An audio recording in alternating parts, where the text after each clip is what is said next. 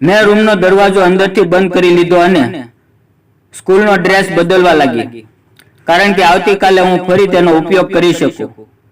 મેં મારો શર્ટ ઉતાર્યો અને અંદર જે પહેર્યું હતું તેને પણ ઉતારીને દોરી ઉપર રાખી દીધું. ત્યાં અચાનક કોઈએ મને પાછળથી દબોચી લીધી.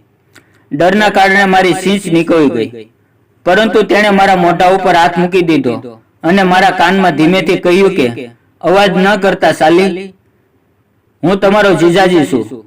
જો તમે અવાજ કરશો તો. મિત્રો, ફરી સ્વાગત છે તમારું એક નવા વિડીયોની અંદર. વિડીયોની અંદર પસંદ આવે તો વિડીયોને લાઈક અને સબસ્ક્રાઇબ જરૂર કરજો.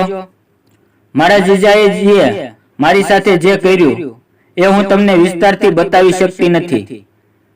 મારું નામ રીના છે અને મારી ઉંમર 18 વર્ષની છે. હું ધોરણ 12 ની અંદર ભણું છું. મારી બહેનના લગ્ન 2 વર્ષ પહેલા થયા હતા અને તે પોતાના પતિની સાથે તેના સાસરિયામાં રહેતી હતી.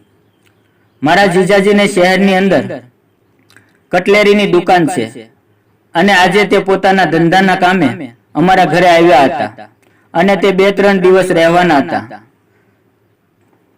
તેને જોઈને મને ખૂબ જ આનંદ થયો.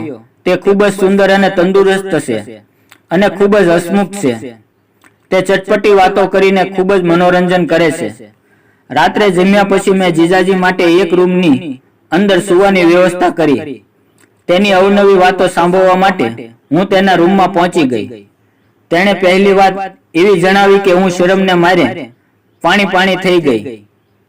વાત કરતા કરતા જીજાજીએ મારો હાથ પોતાના હાથમાં લઈ લીધો અને ધીમે ધીમે તેને દબાવવા લાગ્યા અને મને પૂછવા લાગ્યા કે શું તમને વાર્તા પસંદ આવી? તો મેં તેને જવાબ આપ્યો નહીં અને હું ત્યાંથી જવા લાગી. મેં કહ્યું કે મને નીંદર આવે છે એટલે હવે હું સૂવા માટે જાઉં છું. તો તેણે કહ્યું, અરે સાલીજી, અહીંયા સૂઈ જાઓ. તેણે મારો હાથ પકડીને મને ખેંચી લીધી. તેણે જરા પણ સમય બગાડ્યા વગર મારા ગાલ ઉપર નાની એવી ચુમ્મી આપી દીધી. મારા શરીરમાં વીજળીની જેમ કરંટ દોડવા લાગ્યો. હું ખૂબ જ ડરી ગઈ. જીજાજીને મારાથી દૂર કરીને હું મારા રૂમમાં આવી ગઈ. તેની આ હરકતથી હું અકીબકી થઈ ગઈ હતી. મારું દિલ જોર જોરથી ધડકતું હતું અને મારા હાથ પગ કાપી રહ્યા હતા. હું સારી રાત સૂઈ શકી નહીં. સવારે જાગીને હું વહેલા સ્કૂલે જતી રહી. જ્યારે હું બપોરે સ્કૂલેથી ઘરે પાછી આવી તો મારા મમ્મી ઘરે ન હતા. મારા મમ્મી અમારા પાડોશીમાં સત્સંગ હતો ત્યાં ગયા હતા. ઘરે કોઈ ન હતું. મેં દરવાજો અંદરથી બંધ કર્યો અને સ્કૂલનો ડ્રેસ ઉતારવા લાગી, કારણ કે હું આવતીકાલે તેને ફરીથી પહેરી શકું. મેં શર્ટ ઉતાર્યો અને અંદરના કપડાં પણ ઉતારીને દોરી ઉપર સૂકવી દીધા. ત્યાં અચાનક પાછળથી કોઈએ મને પકડી લીધી. ડરને કારણે મારા મોઢામાંથી એક છીંચ નીકળી ગઈ, પણ તેણે મારા મોઢા ઉપર હાથ મૂકી દીધો અને મારા કાનને ધીમેથી કહ્યું કે અવાજ ન કરતા, હું તમારા જીજાજી છું. મારું આખું શરીર કાપી રહ્યું હતું. હું ડરતા ડરતા બોલી કે આ ખોટું છે. તો તે કહેવા લાગ્યા કે હું તારી ઘણા સમયથી રાહ જોઉં છું. મેં જ્યારે તને પહેલી જ વાર જોઈ ત્યારથી હું તને ચાહવા લાગ્યો છું. તારી મોટી બહેનને કારણે બહાનું બતાવીને હું ફક્ત તારી માટે જ અહીં આવ્યો છું.